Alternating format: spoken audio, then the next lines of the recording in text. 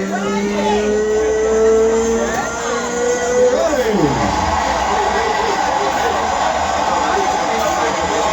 the thousands in attendance and the millions watching around the world, ladies and gentlemen,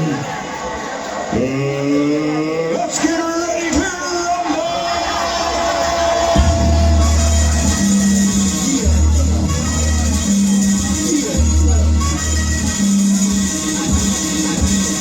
Here we go!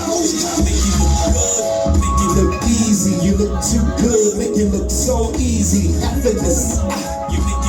Put those hands together out there, Chicago. Somebody say ho! Say ho! Ho! Now somebody, anybody, everybody scream! Ladies and gentlemen, I want to welcome you to the greatest show on earth.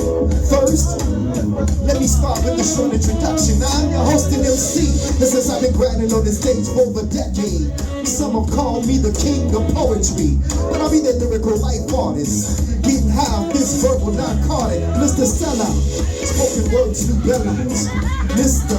Hard Target, growing up cut like Spartacus, a lyrical gladiator. So let the games begin. Believe the weapon for the people.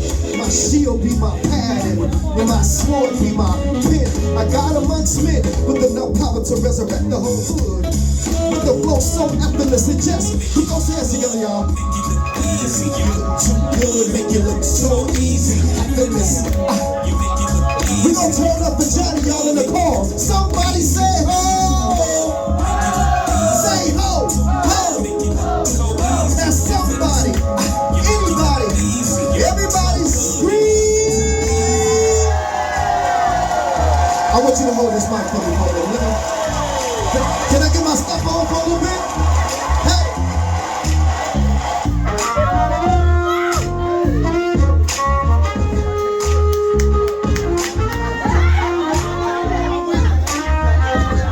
We do a little stuff like this on the west side of Chicago. West side, make some noise. Hey! Check this here.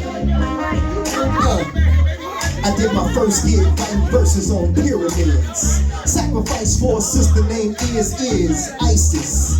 Got CDs for 10, but they're really priceless. Chicago's finest, your boy be the nicest. Wouldn't say that I'm the best yet, that's still pending. Royalty on stage, but came from humble beginnings. Picked up my first pen at age 2. My mama replaced my Similac and Infamil with alphabet cereal and alphabet soup. 2 scoops of similes. By grade school, I was shutting down assemblies. Experimenting in high school with that lyrical weed. No stems, no seeds. By college, my pen began to bleed. Verses and stanzas. And your boy so gifted they started calling me Santa. Hey, I need y'all to sing this song. Why? Cause I'm getting more money than you. Oh, I can't hear y'all. Getting more money than you. Hey, everybody knows you do what you do. Why is that? Cause I'm getting more money than you. What? Everybody make some noise right now in the building.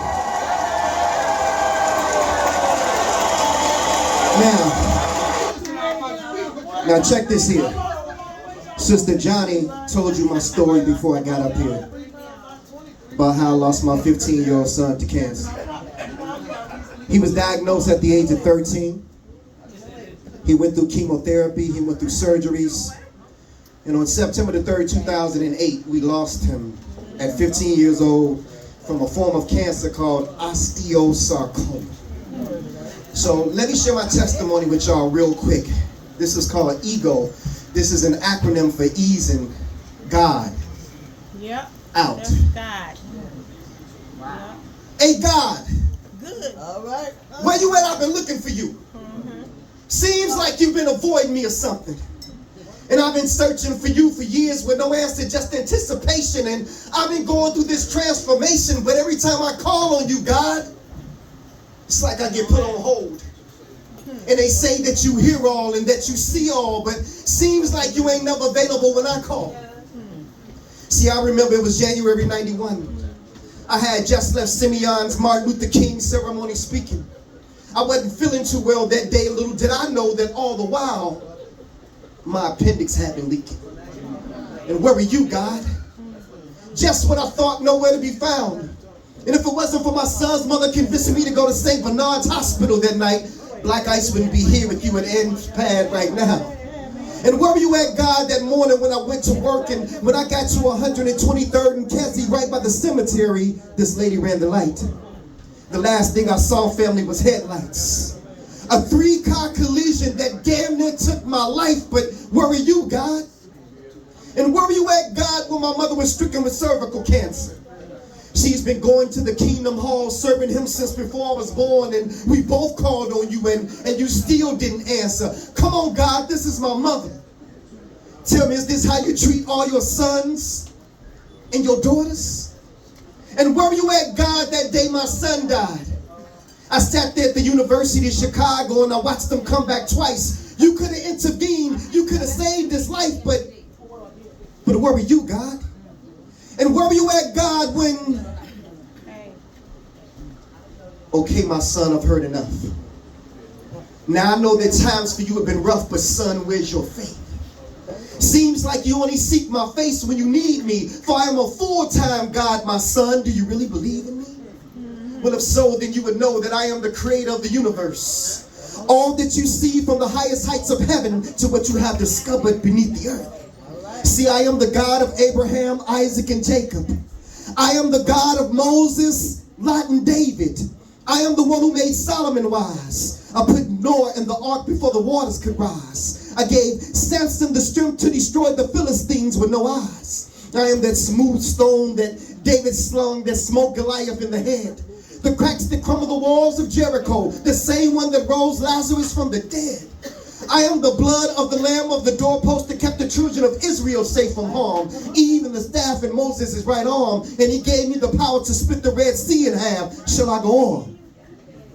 I said, please forgive me, Father. He said, no, son. I already have. But like Jonah, you've been running from your mission. I've been trying to reach you and speak to you for years, but your ego just wouldn't let you listen.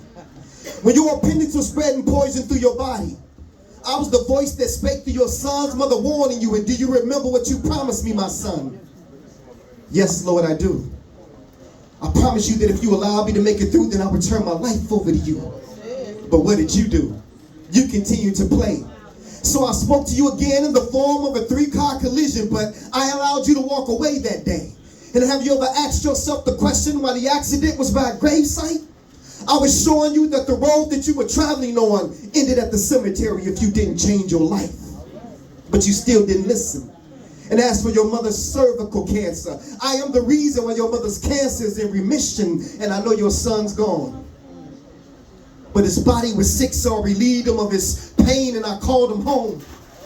And yet and still I stayed by your side all those moments that you felt alone, yet you still rejected my truth. If you only could have put your ego to the side and listened to all those whom I sent to you.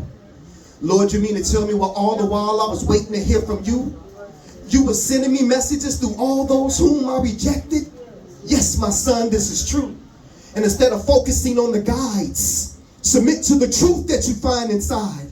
For Satan is the one who subtracts and divides, but my God is the one who adds and multiplies. I'm telling y'all, he opened my eyes.